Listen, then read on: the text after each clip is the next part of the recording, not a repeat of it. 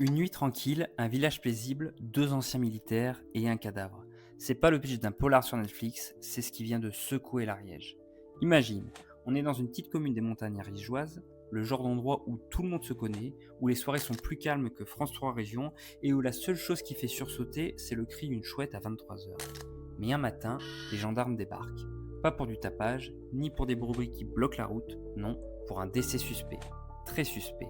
Un homme retrouvé mort et dans le collimateur de la justice, deux anciens militaires à la retraite, bien connus dans la région.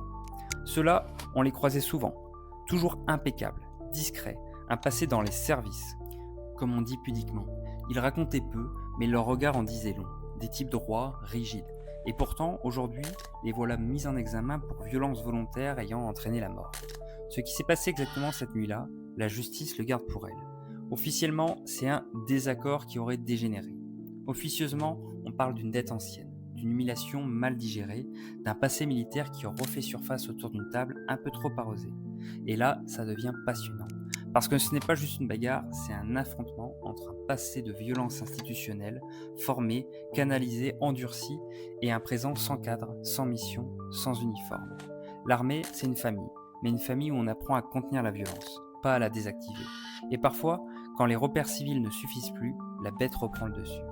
Ce qui gêne aussi, c'est le silence. Dans le village, personne ne veut trop parler. C'est des gens bien. Faut pas juger trop vite, sauf qu'un homme est mort. Et que dans cette affaire, on sent l'omerta d'une communauté loyale où la parole est bridée par le respect ou la peur.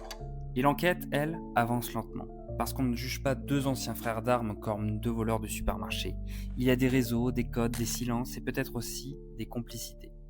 Cette affaire, c'est pas juste une tragédie locale, c'est le symptôme d'un malaise plus profond. Qu'est-ce qu'on